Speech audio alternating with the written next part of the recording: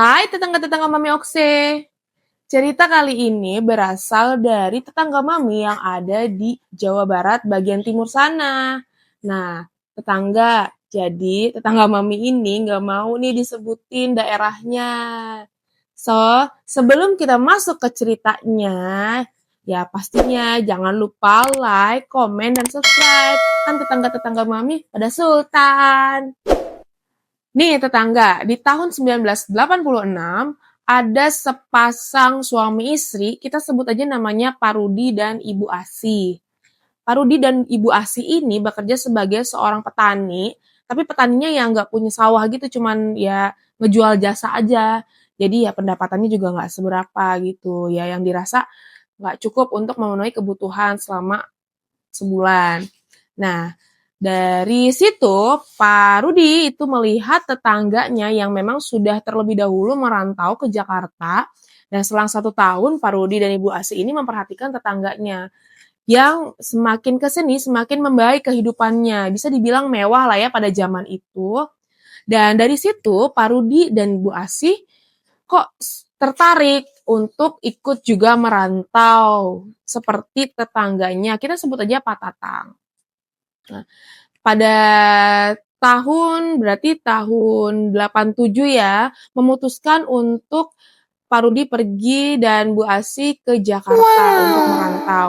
Di sana mereka ya niatnya kerja apa aja lah, yang penting merantau dulu di Jakarta. Kayaknya mereka pikir segampang itu untuk mencari pekerjaan di Jakarta tetangga. Nah, padahal mah sama aja ya, susah juga kan. Nah, ini tetangga akhirnya yang kita duga pun kejadian di Pak Rudi ternyata nggak segampang itu ya untuk mencari pekerjaan di Jakarta. Akhirnya Pak Rudi memutuskan untuk bekerja apa aja untuk menghasilkan uang, dan Bu Asih pun ada link menjadi ART. Akhirnya Bu Asih pun menjadi ART nih tetangga. Nah, mereka bekerja sebagai profesi tersebut itu ada 3 tahun, berarti dari 87, 3 tahun kemudiannya di tahun 90. Dari hasil mereka bekerja apa aja nih Bu Asih menjadi ART, dan mereka bisa mengumpulkan uang untuk menjadikan modal usaha. Nah, pada saat itu Pak Rudi dan Bu Asih membuka usaha ya kelontongan lah guys gitu. Dan sambil juga Pak Rudi dan Bu Asihnya masih ngontrak. Nah, dari 90 ke tahun 96, 6 tahun lah ya. Di situ ya mungkin memang rezekinya Pak Rudi dan Ibu Asih itu akhirnya semakin besar usahanya, semakin ya bisa dibilang sukses lah. Dari situ Pak Rudi dan Bu Asih membangun rumah yang ada di kampung. Nah, selama 6 tahun ini Pak Rudi dan Ibu Asih selalu mengirim uang untuk anak dan ibunya di kampung. Terus setelah itu jadilah nih rumahnya di tahun 96 ya, 96. 96 setelah membangun di tahun itu, dan Bu Bu Asih dan Pak Rudi semakin giat untuk selalu usaha, ikhtiar, pokoknya kenceng tuh, agamanya kenceng, usahanya kenceng. Ya pasti hasilnya juga maksimal ya tetangga kan. Nah, akhirnya di sekitar tahun 2000, Bu Asih dan Pak Rudi sudah mampu membangun rumah di Jakarta juga nih. Ya lumayan lah dari hasil keringat mereka berdua. Dan dari situ karena sudah dianggapnya sudah mampu untuk mengajak anaknya ke Jakarta, akhirnya di tahun 2001 itu sudah pokoknya mereka itu membangun agak lama sih memang ya, karena dia juga nyicil gitu kan, karena kan untuk bangun rumah di Jakarta nggak sama harganya dengan bangun rumah di kampung, seperti itu. Akhirnya 2001 itu rumahnya sudah berdiri, dan akhirnya Bu Asih dan Pak Rudi itu memutuskan mengajak orang tua dan anaknya untuk ikut tinggal di Jakarta. Belum genap 1 tahun nih tetangga, orang tua dari Bu Asih nggak betah tinggal di Jakarta. Tahu sendiri kan, ya namanya orang tua gitu kan nggak betah karena panas, karena memang semrawut mungkin ya. Terus ya memang alasannya juga karena rumahnya sudah direnovasi lagi nih di kampung, sayang aja kalau nggak ditinggalin. Jadi dari situ anaknya Pak Rudi tetap di Jakarta dan Pak Rudi mengantarkan orang tua dari Bu Asih ini untuk kembali ke kampung. Nah, dari situ sesampainya di kampung, Pak Rudi ini ya ya biasalah ya namanya orang tua gitu udah rentan, jadi takutnya kenapa-napa kalau misalkan eh, terjadi sakit atau apa, akhirnya Pak Rudi ini ngobrol atau menitipkan ke namanya AEK, itu keponakan dari Pak Rudi ya, ya bukan keponakan sih, jadi jauh lah, tapi masih saudara dari Pak Rudi ini. Nah, dari situ Pak Rudi kembali lagi ke Jakarta. Setelah itu tetangga Pak Rudi, kan Pak Rudi ini kan tadi yang aku bilang bukanya itu buka warung kelontong dan agen. Jadi kan besar banget tuh kayak warung-warung yang 24 jam, yang satu kali 25 jam. Jadi kalau misalkan kiamat dia bukannya setengah hari.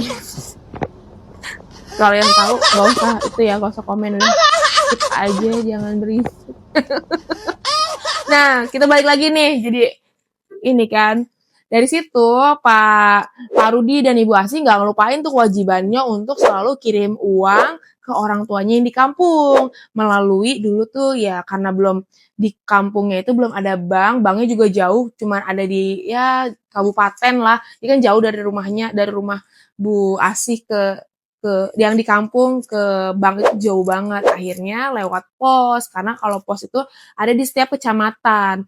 Nah yang ngambil ini Pak Rudi itu meminta yang tadi AEK itu untuk minta tolong ya untuk diambilkan uangnya nih udah ditransfer gitu. Akhirnya AEK yang ngambil ke posnya lalu kasih ke orang tuanya Ibu Asih. Ya seperti itulah pokoknya kegiatannya AEK itu ya kalau misalnya udah dikirim uang sama Pak Rudi ya AEK-nya ngambil terus ngasih ke si orang tuanya Bu Asih. Nah, semakin sukses, semakin banyak pendapatannya, semakin banyak pelanggannya, semakin sibuk juga nih kegiatannya Pak Rudi. Itu Pak Rudi kayak yang ya agak kayak lemah lah dari segi ibadahnya. Jadi kayak nggak kayak dulu lagi nih pas merintis gitu kan, kenceng gitu. Nah sekarang tuh kayak ya agak longgar lah gitu kan. Tapi ibu aslinya tetap ya tetap tetap tetap kuat, tetap ngingetin Pak, ayo Pak gitu. Cuman karena dari kesibukannya ya sering lewatin sholat kayak gitu-gitu. Nah dari situ dari di tahun 2005 ya, sekitar tahun 2005 jadi Pak Rudi ini mengidap sakit guys. Jadi ya mungkin Pak Rudi ngerasa karena mungkin kecapean, terus karena kesana kemari, kegiatannya banyak, harus antar barang, terus ketemu orang, ya relationship gitu ya. Nah, membuat Pak Rudi itu jatuh sakit. Jadi Pak Rudi itu merasa sakitnya itu di bagian perut, ya mungkin karena ya masih mikirnya positif lah, mungkin karena telat makan dari situ. Tapi seminggu itu masih masih sakit, masih ngerasa sakit dan demam. Akhirnya karena demam, Bu Asih mengajak Pak Rudi ini untuk ke rumah sakit. Dan akhirnya ke rumah sakit, ya ke rumah sakit juga nggak yang terlalu besar banget sih, karena kan dulu belum ada BPJS ya. Jadi mungkin ya walaupun memang dari segi kemampuan mampu untuk bayar rumah sakit besar, tapi Bu Asih memilih ya sebelum sebelum parah-parah banget ke rumah sakit yang kecil aja gitu guys. Itu tetangga. Nah, akhirnya tetangga tahu pas abis diperiksa sama dokter itu karena Pak Rudi ngerasa sakit banget di perutnya dan dokter juga menyarankan untuk USG gitu kan. USG kan ya, bener ya.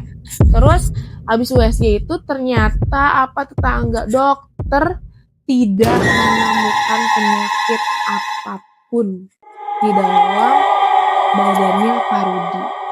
Nah dokter tapi ya udah mungkin karena dan Pak Rudi juga pas lagi diperiksa kayak kok nggak ada gitu, kayak nggak ada lagi nih sakit perut dan segala macam. Tapi kan kayak emang kita juga kayak gitu ya, kalau misalnya kita habis kita sakit nih, ngerasa sakit di rumah, tapi pas udah berobat kok kayak udah membaik gitu kan.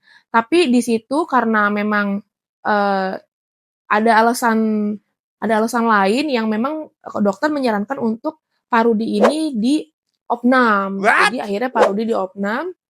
Nah, lucunya ya Pak Rudi selama diopnam di rumah sakit itu dia juga nggak ngerasa apa-apa, udah pengen pulang aja bawaannya, terus curi-curi waktu untuk ngerokok gitu kan, terus ya pokoknya emang dia tuh nggak ngerasa sakit yang benar-benar sakit yang waktu dia rasain di rumah gitu kan. Akhirnya dia pulang, ya dokter membolehkan pulang karena memang sudah tidak ada diagnosa apapun nih, karena memang dari awal juga kan emang nggak di dokter tidak melihat ada yang lain gitu kan, ada sakit yang dirasa sama Pak Rudi gitu kan. Yaudahlah, Pak Rudi juga udah mulai bete di rumah sakit gitu kan, dokter juga sudah membolehkan dia pulang, akhirnya ya udah pulang. Dan selang berapa hari kemudian itu Pak Rudi merasakan hal yang sama lagi. Jadi ngerasa kok sakit banget gitu ya, rasanya kok sakit dengan hal yang sama gitu. Kembali lagi dia ke rumah sakit dengan dokter yang sama, dan dokter ini juga tidak melihat apapun, kejanggalan apapun, penyakit apapun di dalam kondisi tubuhnya Pak Rudi. Dari situ dokter langsung menyarankan, sudah Pak, kayaknya Pak Rudi tidak membutuhkan saya untuk berobat pada penyakit ini. Dan dokter menyarankan untuk berobat di alternatif, karena kayaknya bukan sakit medis nih, karena kayak teror gaib gitu kali ya, kayak ya semacam teror gaib gitu.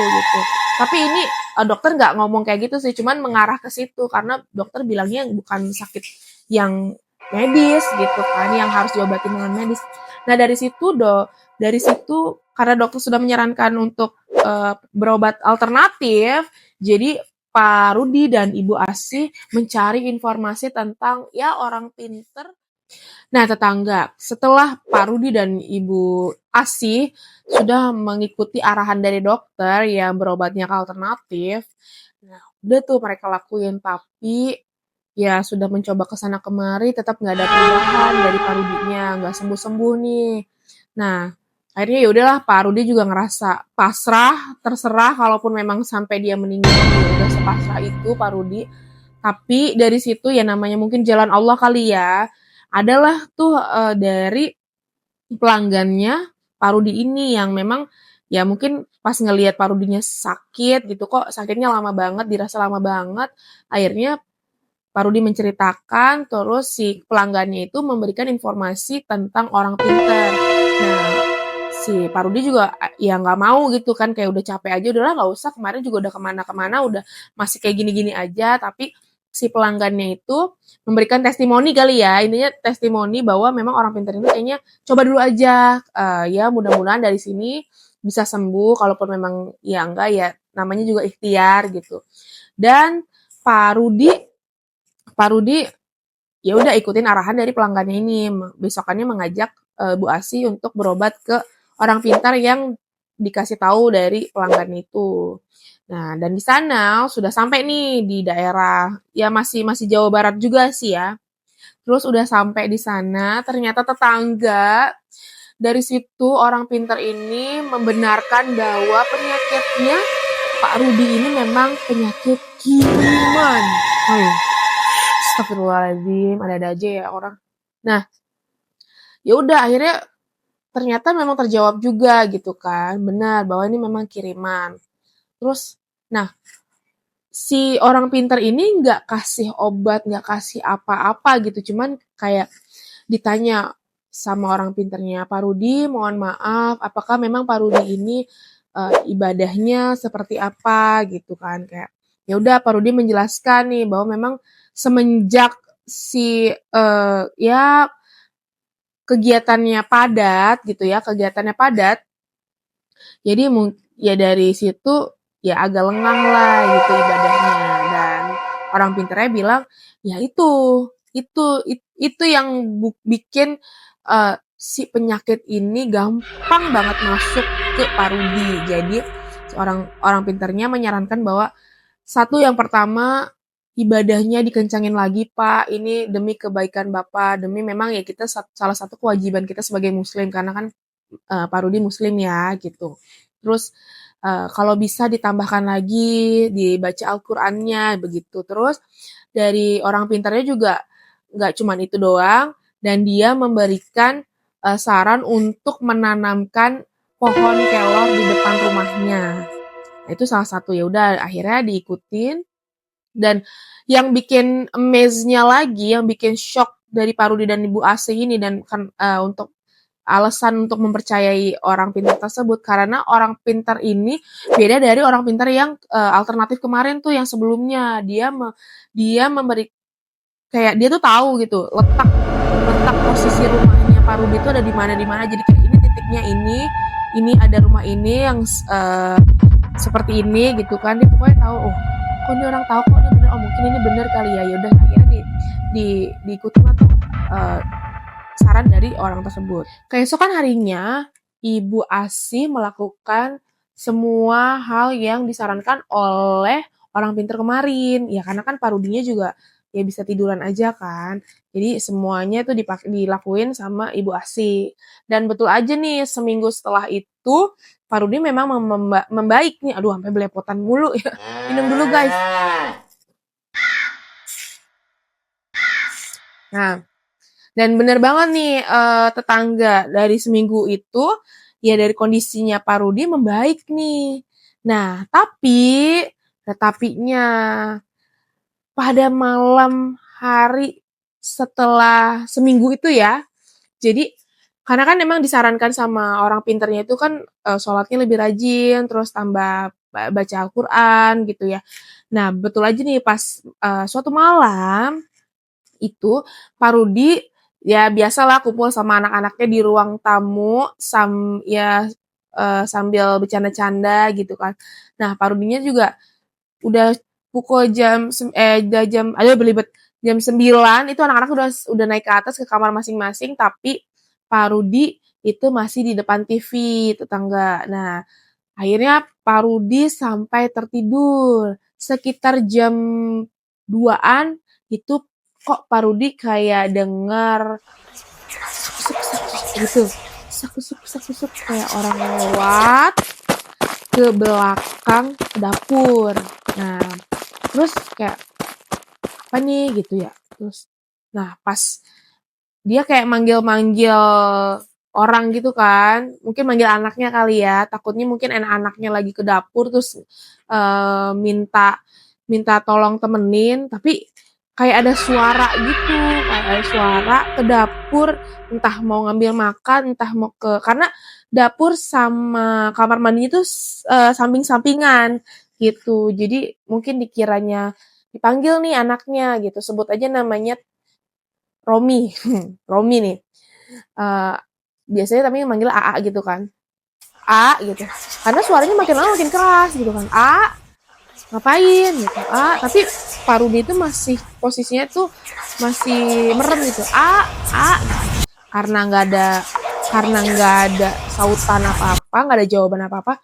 Akhirnya Pak Rudi membuka mata. Dan apa yang terjadi tetangga setelah membuka mata? Jadi posisi tidurnya itu kan depan TV. Nah, di atas TV itu ada jam. Nah, Pak Rudi pas melek mata, Pak Rudi ada apa sih? Jadi kayak jadi dari jamnya itu keluar sosok hitam yang akan menerkam Pak Rudi. Jadi kayak posisi gini nih. Kayak pengen nyekek lehernya. Ya Pak Rudi tuh kayak apa sih namanya? Mau teriak tapi nggak bisa. Tapi tuh Pak Rudi dengan ya keadaan sadarnya dia kayak ngerasa ketindihan juga karena emang posisinya tuh gede banget gitu. Itu sosoknya sosok hitam, rambutnya panjang, terus tapi nggak tahu itu cowok apa cewek, cuman kayak hitam dari atas sampai ujung bawah tuh hitam, terus menerkam begini, terus nindihin si Pak Rudi. Kayak Pak Rudi mau teriak nggak bisa gitu kan. Pas Pak Rudi segala macam apa namanya, bacaan dibaca-bacain karena di kayak gini posisi tidurnya begini nih. Dia tidur ya, tidur telentang, di atasnya itu Al-Qur'an karena kan memang Pak Rudi udah mulai terbiasa membaca Al-Qur'an dan tafsirnya nih. Dan nah setelah itu Pak Rudi bangun, akhirnya Pak Rudi bangun dengan ya mungkin Allahu Akbar atau istighfar kayak hentak gitu. Akhirnya dia bisa bangun terus dia wudu karena dia ngerasa oh ya Allah belum sholat isya gitu kan, mungkin harus bangun kali ya, jadi kayak dia mikir oh bagus juga nih gue bangun gitu buat sholat isya. Dan akhirnya dia wudu, pas wudu udah nggak ada ya, di dapur nggak ada kegiatan apa, cuman dia ngerasa aneh, loh tadi siapa yang ke kamar mandi gitu kan, karena anaknya itu ada di atas, kalaupun memang dia ke dapur ke atas lagi tuh kayak cepet banget gitu. Terus setelah itu dari situ Pak Rudi jujur lagi ya kan. Dia bukan udah wudu mungkin nggak tahu ya karena mungkin agak linglung jadi di situ tidur lagi tuh. Dan dia malah menjamin mata, ya namanya baru bangun terus kayak masih kalau kata orang Sunda masih lulungu kayak masih apa sih namanya belum sadar gitu, belum sepenuhnya sadar. Nah, dari situ dia ngedengar lagi suara orang menuju dapurnya. Terus kayak, ya apa ya, tiba-tiba ada piring yang pecah. Bunyi suara piring pecah, gumprang aja. Karena Pak Rudi tahu semua posisi lemari yang ada di dapur itu pasti tertutup gitu. Karena pas dia kan ambil wudhu tuh, dia nggak pas apa sih namanya, habis ambil wudhu dia ngeliat dapur nggak ada yang kebuka sama sekali. Pas setelah dia dengar suara pecah piring tadi, dia langsung ke dapur dan bener aja piring pecah, tapi kondisi lemarinya semua tertutup. Terus itu kayak Ruby kaget kan, akhirnya bergegas langsung. Yang lucunya dia wudhu lagi terus langsung sholat isanya di kamar karena dia mungkin ngerasa takut gitu kan. Nah dari situ dia besoknya dia cerita sama anaknya, sama Bu Asih dulu. Semalam tuh ada siapa ya gitu. Dan Bu Asih, enggak kok, aku enggak kemana-mana, aku langsung ke kamar. Terus mungkin si AA kali gitu. Dan bener aja ditanya sama A-nya, A kemarin semalam ini enggak ke dapur enggak atau ke kamar mandi? Enggak, di kamar aja, enggak kemana-mana. Dan itu berlangsung selama beberapa hari. Nah akhirnya Bu Asih itu ngobrol nih sama Pak Rudinya. Jadi nanya, ini siapa ya Pak kira-kira yang ngirim ini, kok sampai segininya banget.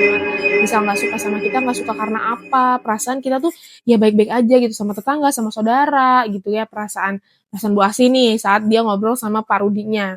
Akhirnya Pak Rudinya bilang, ya udahlah Bu, mau gimana lagi gitu kan. Terus Bu Asih bilang, apa Kang Tatang ya kayaknya yang diomongin sama ke orang pinter kemarin kok lebih menjurus ke Pak Tatang ya Pak. Terus kata si Pak Rudi, "Hus, jangan suudon, biasalah bapak-bapak kan suka kayak gitu." Padahal juga Pak Rudi juga punya pikiran yang sama, cuman nggak mau diungkapin aja gitu kan, tetangga biasa kayak gitu. Nah saat mereka berdua ngobrol, itu handphonenya Bu Asih bunyi nih, kring gitu kan ya. Nah ternyata pas dilihat orang tuanya yang di kampung nelfon, ya udah diangkat. Kenapa Mak gitu? Ini teh si Aeka sakit katanya gitu kan, pakai bahasa Sunda karena kan emang dari Jawa Barat ya. Kunaon mih cenah gitu. Kunaon mih kata si Bu Asih. Terus orang tuanya Ibu Asih bilang, "Iya, Aeka gering cenah gitu. Nanti translatornya di sini ya." Terus sakit apa gitu kan, gering naon, duka nggak tahu dia bilang gitu kan, tadi tetangga bilang ke Mimi gitu kan kalau memang ada yang Aeka ini sakit. Oh ya udah kata si Bu Asihnya bilang ya udah nanti si orang tuanya Bu Asih bilang kirimin uang atuh kasihan itu buat berobat nggak ada kata si orang tuanya Bu Asih. Terus kata Bu Asihnya, ya udah nanti dikirimin, bilang cari orang aja buat ngambil uangnya, nanti langsung Asih kirimin. Ya udah akhirnya kan juga tiap bulan Asih suka kasih setiap bulan buat Mimin sama buat AEK-nya. Tapi dari situ si orang tuanya Bu Asihnya kok, "Lah emang iya?" gitu kan. "Emang iya suka suka dikasih sini AEK-nya? Kok kayak nggak ngomong?" Karena Mimi juga suka ngasih nih ke AEK-nya buat ongkos ini, ongkos ya ngambil uang lah gitu kan ke pos gitu kan, karena kan jauh ya dari rumahnya orang tuanya Bu Asih ke kecamatan gitu. Terus, "Lah itu orang udah Asih kasih, masa iya nggak dikasih, orang udah nolongin," gitu kan kata.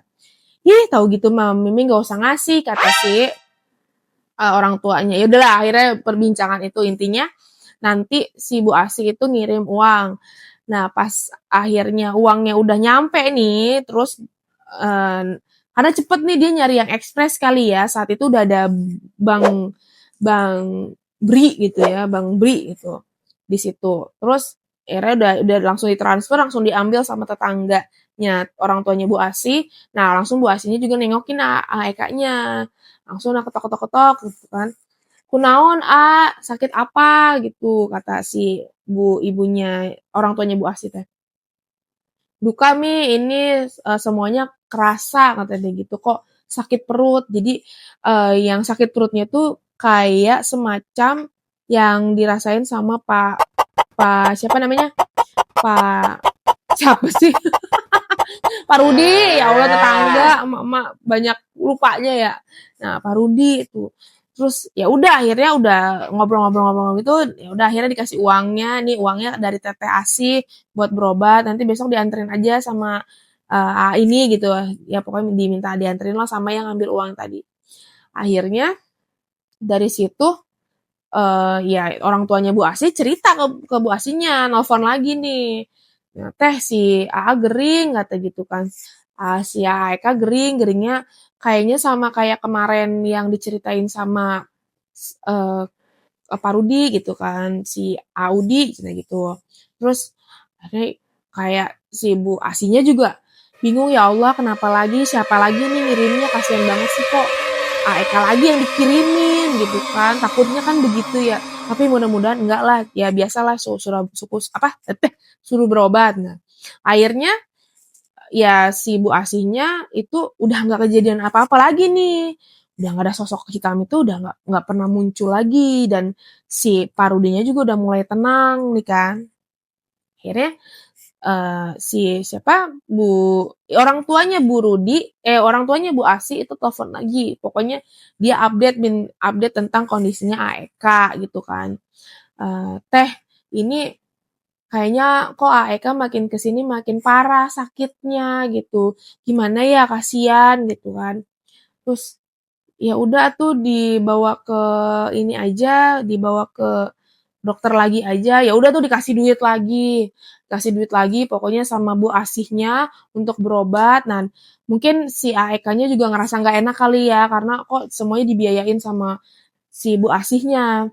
Nah, akhirnya si orang tuanya Bu Asih nengokin lagi nih karena kasihan gitu kan ngelihat kondisinya kok makin lama makin parah nih. Terus ya udah akhirnya kenapa sih? Kenapa apa yang dirasa? Kata gitu kan. Nangis akhirnya tetangga si AEK-nya ini. Terus menceritakan bahwa dia mengaku mengirim santet ke Pak Rudi. Dan karena Pak Rudinya nggak sampai meninggal, akhirnya gangguan itu santetnya itu kembali ke si pengirimnya. Dia bilang gitu. Ya, atuh si orang tuanya Bu Asih terkaget-kaget, terkejut-kejut. Langsung bilang, "Aya naon?" gitu. "Salah teh Asih apa sama kamu sampai kamu ngirimin sebegitunya ngirimin santet ke Arudi?" Dia bilang gitu kan. Ya, gila gue ini plot twist banget ya kok bisa-bisanya si Eka gitu kan. Gue pikir masih Pak Tatang itu kan, ya Allah Gusti. Coba pemirsa plot twist, pemirsa jadinya berasa di TV gue. Kan kaget banget kan akhirnya ibunya apa namanya? Ibunya Bu Asih ini dengar pengakuan dari AEK-nya karena tiap bulan itu nerima ya apa si orang si apa Pak Rudi ini nerimain santet kiriman itu, apa penyebabnya gitu kan. Ditanyalah sama orang tuanya Ibu Asih ini, kunaon aya naon biasa gitu kan, naon salahna Aa jeung Teteh Asih cenah gitu kan dibilangnya gitu ya. Terus kata si Aekanya, ya iri aja gitu, pengen pengen usahanya, pengen usaha kayak Arudi sama kayak Parudi gitu kan. Pengen usaha kayak gitu, guys, pengen jalur instan gitu. Jadi kalau misalkan Parudi meninggal sama kayak Aslinya meninggal, itu bisa diambil tuh, diakuisisi istilahnya gitu sama si Ekanya itu. Karena si Ekanya itu memang apa namanya targetnya itu seluruh keluarga anggota keluarganya Pak Rudi. Bayangin coba, itu cuma baru kena di Parudinya aja. Untung itu maksudnya sampai tahu gitu ya, sampai sampai Pak Rudi tuh ngikutin arahan dari pelanggannya itu kan. Kalau nggak mah ya mungkin beda ceritanya lagi kali ya tetangga ya. Nah akhirnya pas itu tetangga pagi-pagi buta abis subuh Bu Asi dapat telepon dari orang tuanya yang di kampung mengabarkan bahwa Eka meninggal dunia dengan kondisi yang sedikit menyedihkan lah ya, karena sebagian mukanya tuh kayak gosong gitu. Dan akhirnya dengan berita itu pagi-pagi Bu Asi dan Pak Rudi langsung meluncur ke kampungnya. Ya udah menemani sampai akhirnya pemakaman selesai. Begitu ceritanya. Jadi pesan dari cerita ini dari tetangga Mami, ya udahlah ya kalau misalkan mau usaha ya usaha gitu kan, mau rezeki nomplok ya bekerja, jangan diguna-guna, hilangin lah tuh iri-iri hati, iri-iri dengki, karena memang kalau kita udah iri ya jatuhnya kayak mencelakakan orang lain. Nah pesannya untuk dari segi Bu Asi dan Pak Rudi ya, kita kalaupun memang sebagai muslim, sebagai ya agama apapun, agama memang pondasi ya tetangga. Jadi kalaupun memang kita lagi kesusahan atau apa ya kita kan kembali lagi ke ya Tuhan gitu, ke Allah gitu. Thank you, terima kasih untuk tetangga yang selalu ngirimin cerita serunya ke Mami Okse. Jadi untuk tetangga-tetangga yang mau diceritain cerita serunya, cerita seram ataupun cerita apapun yang mau diceritain sama Mami Okse, jangan lupa kirim ceritanya ke email yang di bawah sini ya. Jangan lupa. Ini emailnya nih yang suka tanya-tanya di komen nih emailnya. Tetangga jangan lupa like, komen, dan subscribe. Jangan lupa ya Sultan. Thank you. Assalamualaikum.